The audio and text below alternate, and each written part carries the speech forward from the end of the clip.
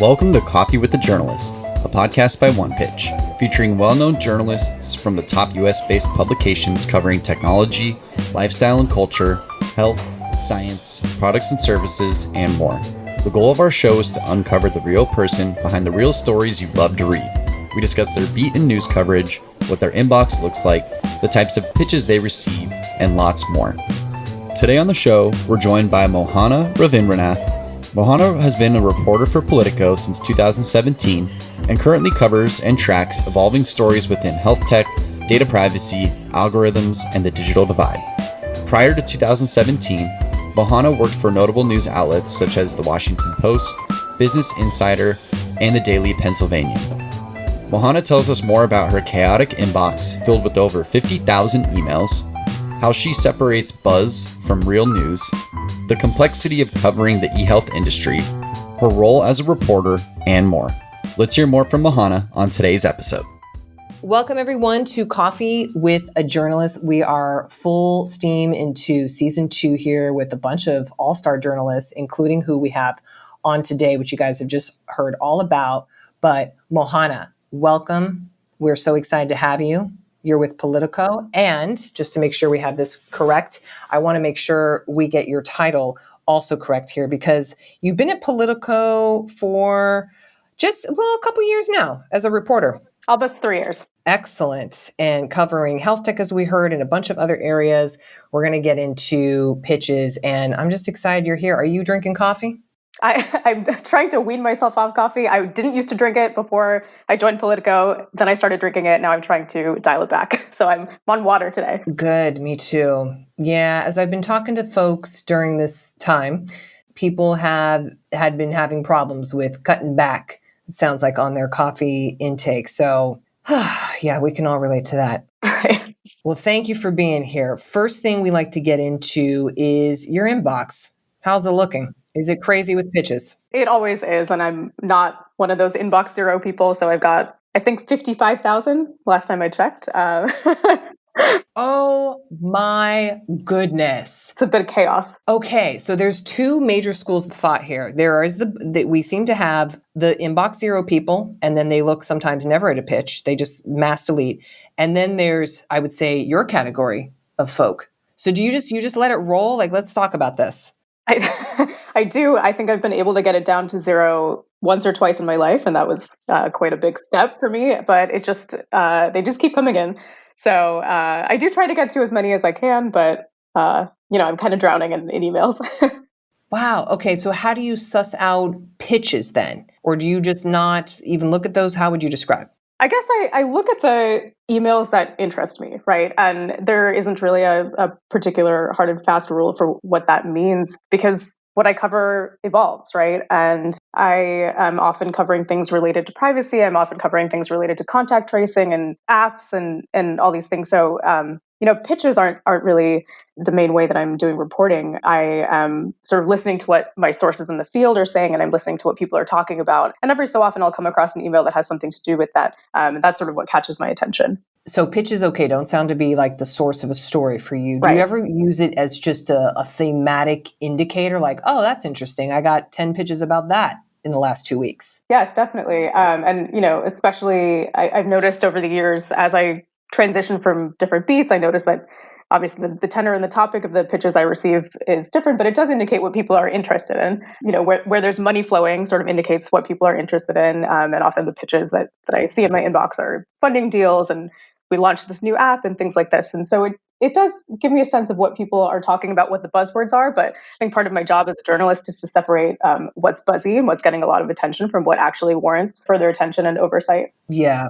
Then with this gigantic inbox that you have that just keeps going, is there any filing that happens of any pitches? I usually try to do my organization, my story lists and all that stuff. I'll do them in Google Docs. So Okay. The first line of defense is email, of course, but then after that, I'll transition to things that are interesting and that pique my interest into a Google Doc, and then pursue the themes and the story leads that I come up with over there. So it's kind of a multi-platform system that I have. I'm still working on it, and it evolves, obviously. But yes, any journalist, I think, especially today, is working on many different planes of stories, like the quick pops, and then the more in-depth kind of investigative things and the things that you think might be a trend, but you're not quite sure, and you're sort of waiting to hear whether it really is organically a trend, those kinds of things. So I've worked on what I'm hoping to perfect as I Yeah. delve more into journalism and into health tech in particular, is how to manage all those different planes in the most efficient way. You mentioned this with your sources here. So you're not getting necessarily story ideas from pitches, but you're getting them, maybe you're listening to them from your sources. How does a story that you do actually come about? For example, you were just doing a piece that you recently wrote was about hurdles into med school diversity. Mm-hmm. Did that come from a conversation with a couple people, or were you taking a walk and you thought, you know what, let me look into this? Or how do these stories come about when they're especially like longer form and kind of more in depth like these? Yeah, I think my main reporting technique is sort of just to listen, right? And I think what helps me do that is to reach out to and talk to the most diverse set of people that I can, and Mm-hmm. people at every level of the healthcare system. And for that particular story, even beyond the provision of healthcare, into the education, the training of the people that provide care. And even to talk to the people in that realm, you have to talk to students and you have to talk to administrators, and Mm-hmm. then you talk to the people that sort of regulate or monitor medical education, right? So there are all these different kinds of planes, and I'm sure this is true in any industry, that it's so complex. There are so many levels here, but I think what delivers the most complex and meaningful stories are the ones that incorporate the feedback and the perspectives of all those different levels. So for that med school story, I talked to students. I chatted with people who are going through that process, and then I talked to people on the other end of the spectrum who are looking at applications and what kinds of things are they looking for, and then talk to the groups that regulate that whole process outside the schools. And then once you talk to enough people, you start to hear these themes emerge, right? That's sort of where I find the most value in reporting, is extracting those themes. But it does take a lot of conversations with people, sort of organic conversations that sometimes don't lead to a story. Mm-hmm. Sometimes it's just a good conversation, and sometimes it just is something that it becomes a story later when you hear another piece of it somewhere down the line. How often does that happen where you, let's say, abandon the story? Does that happen like 50% of the time? um, I don't have a number. There are some times that I think that I'm probably abandoning too many stories, and and other times where I'm working on too many at the same time, which means that one of them needs to be abandoned. But so I don't have a number for it. But I think one of the things I've learned to do as a journalist, and I hope to improve upon, is figuring out when it's not the right time for a story, right? Ah, okay. Sometimes you can pop something out, it's super quick, but sometimes there are things that are just sort of ruminating, right? I mean, something that requires a little bit more marinating. And, Yeah. something that maybe there are only two examples and you need a third strong example just to sort of adequately describe to readers how important this thing is. Mm. And depending on how newsworthy the thing is, I think it's important to give oneself time to really fill that out and incorporate everybody's perspective. Mm-hmm. Man, I could just imagine a story you're working on. I know this has been the case with other people we've had on here where it's months and it's just months and you're just building Right. the qualitative insights and the interviews to finally pop a piece that finally comes out. Oh my gosh, it really can be a lot versus, okay, a hard piece of news comes out. You got a story up in 4 hours because that's Right. the news cycle. It's really interesting. Right. And I love that about journalism and my role in particular, that Mm-hmm. there are so many ways that we can put out information. Yeah. But I really do love the little bit more free form process of learning about a topic organically. And I think you sometimes are able to kind of turn off the pitch brain and that way just sort of just sort of trust yourself to extract what's important and sort of discover it Mm-hmm. as an outsider, as a person who's new to the field, versus what people are telling you. I think it gives you the opportunity to sort of determine for yourself what's important versus what people are telling you is important. Speaking of people telling you what's important from publicists, since that's who a lot of this show is listened by, do you have anybody who just pitches you a valuable source? Someone you'd want to get on the phone with because they represent Dr. So-and-so who's the leading, I don't know, clinician at some hospital system or something. Are those ever valuable to connect you to sources? Sure. Yeah. I think, the important thing, what I like to do as a journalist, my philosophy really is that we take all this into consideration. I like to think of my role as sort of akin to a researcher or an analyst or something. My role is never to create an an ad for somebody or to include somebody's name in a story. My role is to talk to the people that are important and sort of to suss out, where the story is. And of course, the experts that come through can be part of that process. And even if it's just informational, of course, can be part of that process. But I like to think about my role as a reporter as sort of figuring out what actually is important again, instead of just believing that something is important because somebody told me it was. Mm-hmm. Today's interview will continue after this brief message brought to you by OnePitch. Are you curious to see the unique ways OnePitch helps PR professionals and marketers pitch journalists?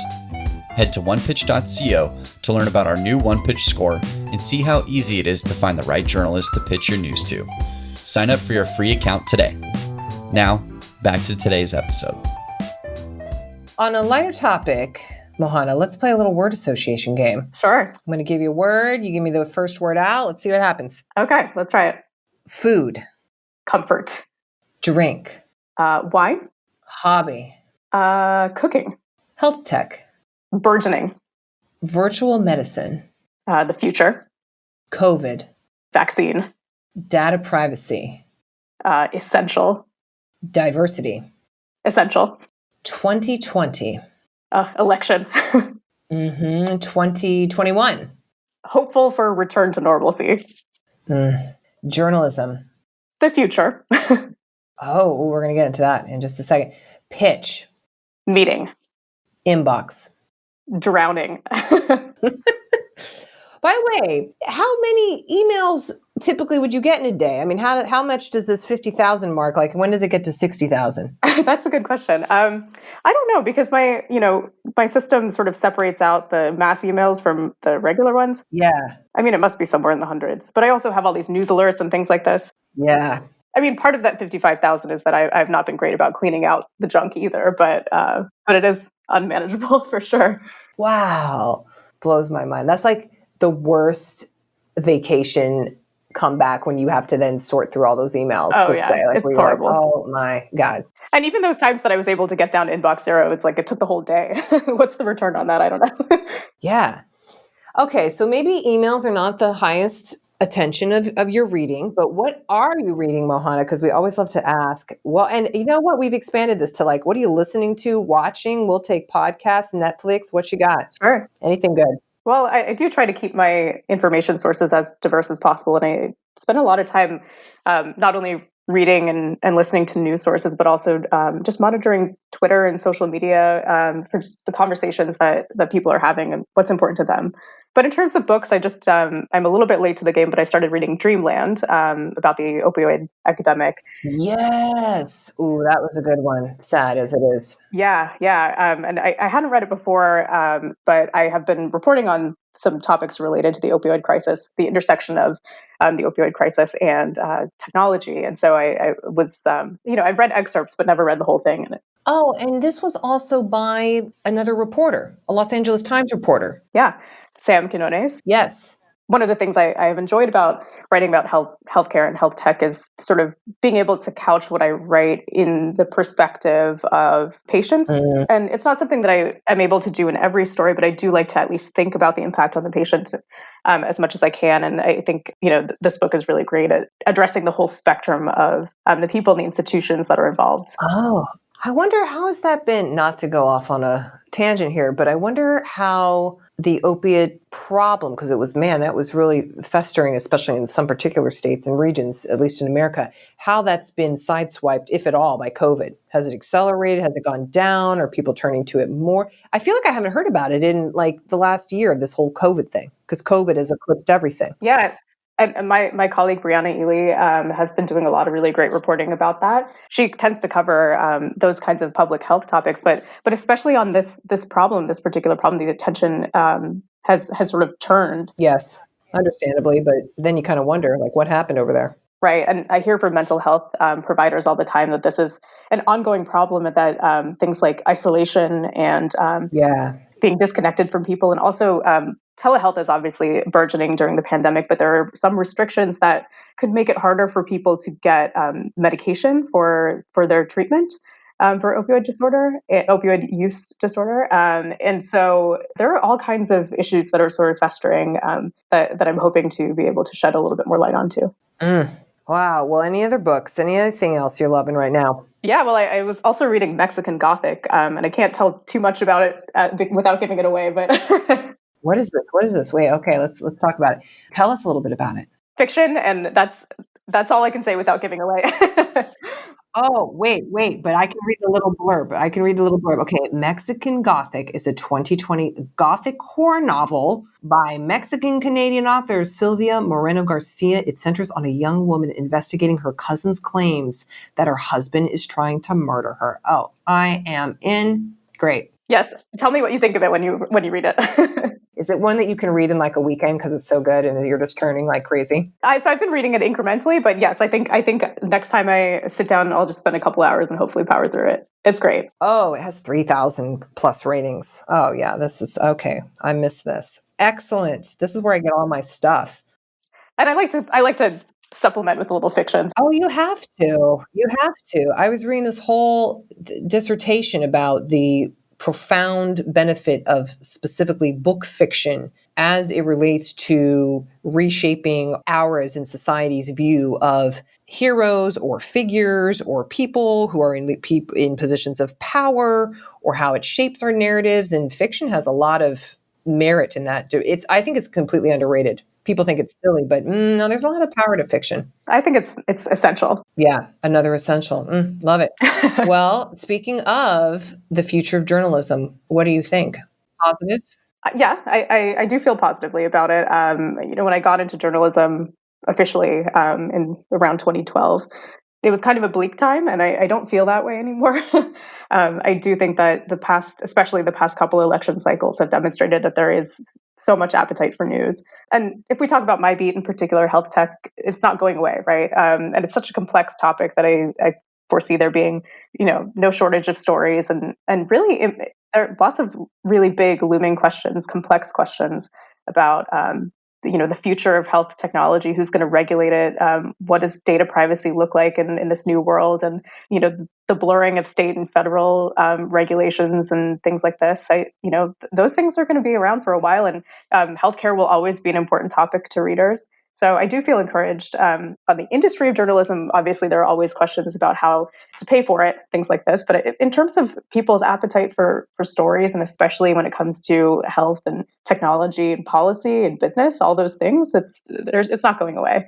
Mm-hmm. By the way, because you came from being an editorial intern, you had a couple internships, and then you were at the Daily Pennsylvanian and a features editor. When did you stumble into or come to find health tech as an area that you really wanted to look at? Yeah, it's been in the past couple years. I wasn't focused on health until I joined Politico. But I think it's been a theme. Technology has been a theme in my reporting, since my first official job, I think, at the Washington Post, when I was covering small business, and then which lent itself to the tech startup world. And I would sort of come up against health technology every so often when someone would talk to me about an app or something that had to do with health. And then when I was covering government technology at NextGov after the Washington Post, there were a couple of health-related things, like the VA has this huge health records contract, things like this. But health only really became my focus in the past few years when I joined Politico. But I have very much appreciated the opportunity, like I said, to bring in the perspective of patients. But health technology and health itself is such a complex world that there's no shortage of perspectives and people to talk to about it. Oh gosh, no, never ending. Hence your inbox. Exactly. Wow. Well, last part here, Mohana, of our wonderful time together is our favorite part, I think, the Mad Libs part. Oh, yes. So I'm gonna give you now, hopefully you haven't listened to too many episodes, so you know what's gonna come after this, but I'm gonna just write down whatever you say. Okay. And then we're gonna read it back and we'll see if it's on point. Some of them are just silly, some of them are very telling. We'll kind of see. All right, sounds good. So first is a catchphrase, any catchphrase. Like take it or leave it. Oh, there you go. Okay, a scare phrase that you would hear as a journalist. Like getting an email that says like urgent correction or something like that. Urgent correction. Perfect. What about an empowering word that you would hear as a journalist? Impactful. Okay, perfect. An adjective. Superfluous. What about a part of a pitch? I guess as a reporter, I would call it a nut graph, but sort of like the description of why this is important. Nut graph. Nut graph. Let's go with that. I like it. Another adjective. Lovely. Lovely. And then another part of a pitch. How about a kicker? Kicker. Great. Amount of time. Like a century. Oh, okay. That's the longest one I've heard so far. Excellent. Okay, adjective. Colorful. A singular noun. Painting. Painting. A topic. The Affordable Care Act. Great. And then a verb ending in ing. Skipping. Skipping, and then just a verb. Sing.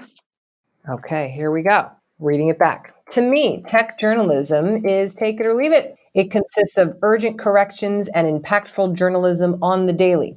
If a pitch has a superfluous nut graph, I absolutely will respond to it. However, if a pitch has a lovely kicker, you can expect no reply from me. If a century goes by and you don't see an email back from me, you can just assume I'm not colorful about it. The best stories always have paintings and are usually about the Affordable Care Act.